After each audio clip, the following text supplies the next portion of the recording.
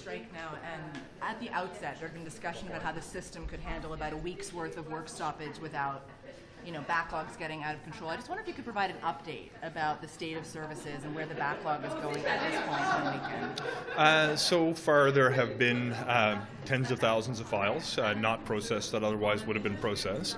Of course, the impact of the work stoppage will only be identifiable with precision once the duration has come to an end. Of course, the longer any work stoppage goes on, the more severe the impacts are going to be. We're going to continue to work to identify priority areas where people's lives may be in danger to ensure we can still maintain those essential functions.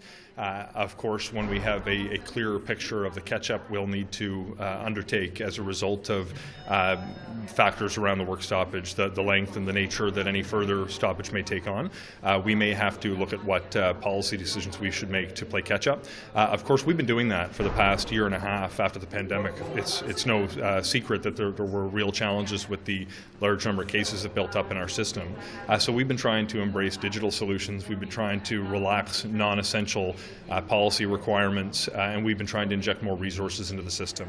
As a result of those different policies we've adopted, we saw a significant catch-up with a return to service standard across most of our immigration streams, and we were getting very close on visitors' visas, which was more or less the last remaining category. So once we have an understanding of the timelines that we're dealing with and a full understanding of the impact of the work stoppage on processing, we'll then be in a position to understand how long it will take to play catch-up.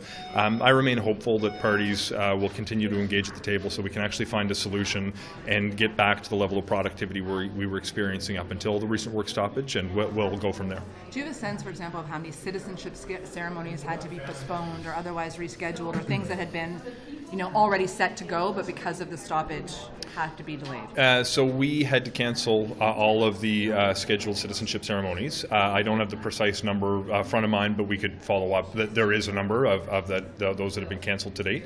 Of course, what's on my mind is not just the impact of files that were not processed or ceremonies not held over the past week, but those that could be impacted in addition, depending on the length of a continued work stoppage. It's having a very serious impact on our operations, as we expected and discussed publicly, but we're going to do whatever we can to get back to those standards of service we offered before the pandemic that I think people should be able to rely upon. Have you seen any,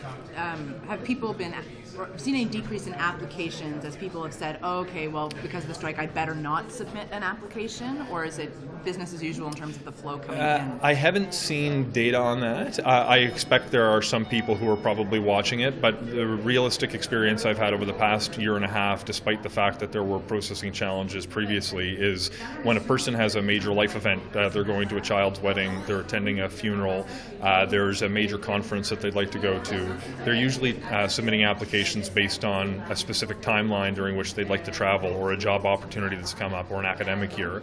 So my expectation is that we're probably not going to see a significant drop-off in applications. Anecdotally, I have no doubt I'll hear of a few, but I've not seen data to bear that out quite yet. Okay, thanks very much, everyone.